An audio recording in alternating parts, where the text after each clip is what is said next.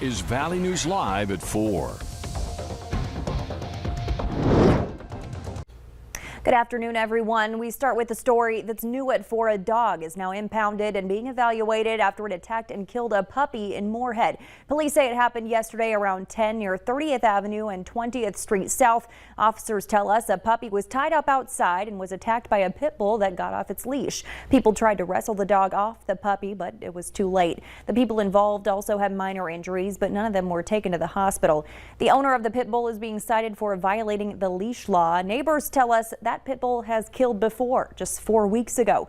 Moorhead police were unable to confirm if it was the same dog involved in yesterday's attack, but they did say it was the same location. The dog is being reviewed to see if it should be deemed a dangerous dog.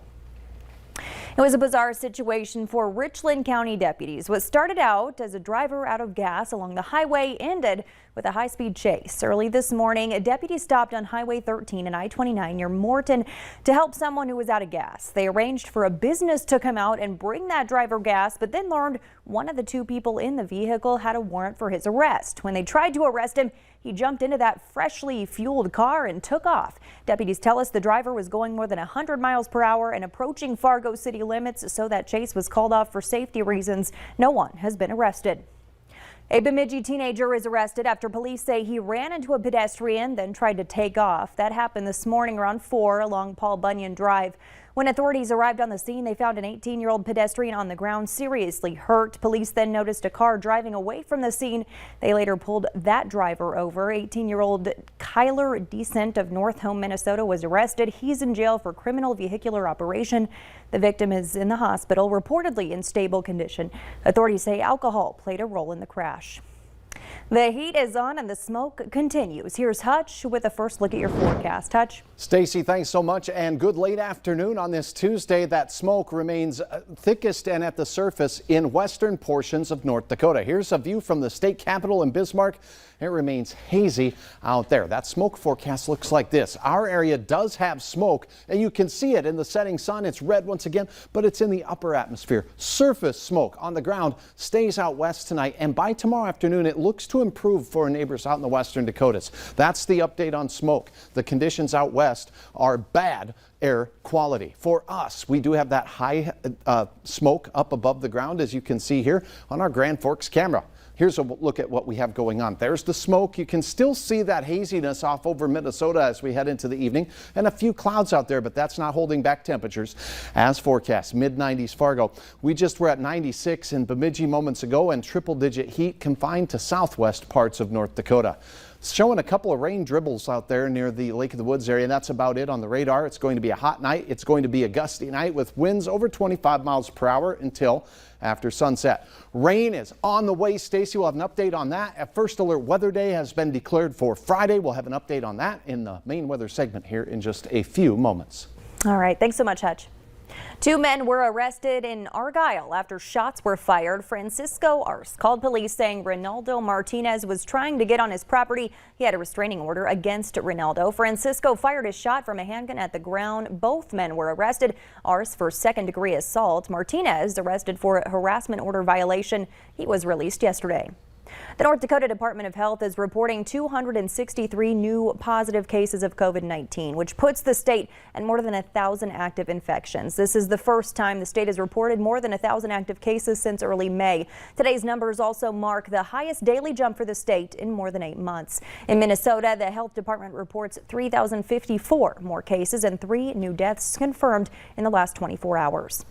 The East Grand Forks School Board is considering options for students heading to school this fall. The board held a special meeting this morning where they heard from public health officials about case counts. There's a proposed return to learn plan that says school will be 5 days a week in person with masks optional.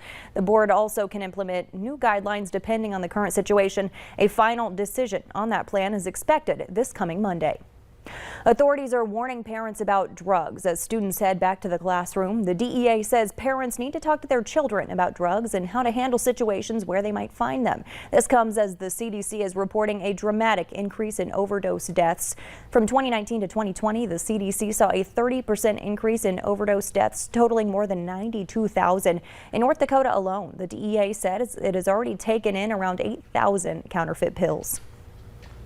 4,000 U.S. troops are expected to be on the ground in Afghanistan by the end of the day to assist with evacuation efforts. The Biden administration says up to 800 people were flown out overnight, and there are plans to pick up the pace. Deborah Alfarone reports from Washington.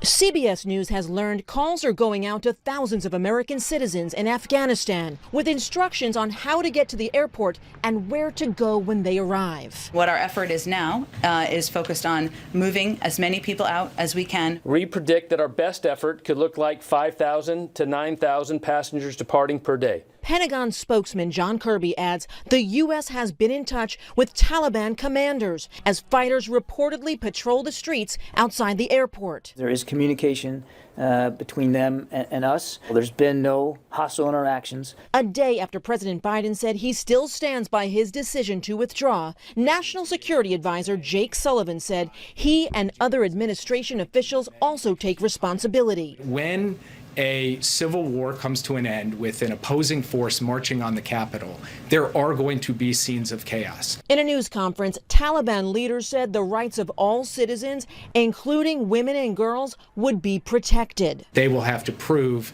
to the international community who they ultimately are going to end up being. The NATO Secretary General says Afghanistan risks isolation if its government reinstates a reign of fear. Deborah Alfarone, CBS News, Washington. The Department of Homeland Security is asking Immigration Services workers to volunteer to help Afghans who are being relocated to the U.S. Employees were told they could possibly be deployed to other states, which may include Texas, Wisconsin, and California. If you see police swarming the Central Cass School tomorrow, no worries, it's a drill. Cass County deputies and other emergency crews will be conducting an active shooter training tomorrow from 6 to 10 p.m. That training will involve a large law enforcement presence.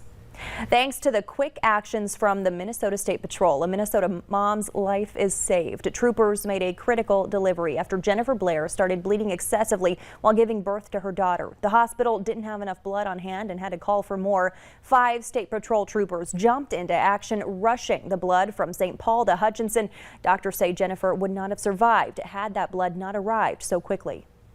So today it's just a deep, deep moment of pride for us to recognize the life that's saved as a result of the efforts of so many people, including our medical professionals, including the Red Cross, including whoever donated that blood that got here, and including the State Patrol. The Red Cross is currently experiencing a severe blood shortage. If you're able to give blood, schedule an appointment at redcrossblood.org or download the Red Cross Blood Donor app. Minnesota bear hunting season opens in just a couple weeks on September 1st, and the DNR is asking hunters to avoid shooting marked research bears. They have large, colorful ear tags and radio collars. Researchers are monitoring black bears across the state, looking at year-to-year changes in natural food supplies and how that affects habitat use and interactions with people. If you shoot a collared or ear-tagged bear, it's not illegal, but you're asked to report it to the DNR and coordinate the pickup or drop-off of the collar. Hunters with trail cam photos of ear-tagged bears are also asked to email the photos and location information to the DNR.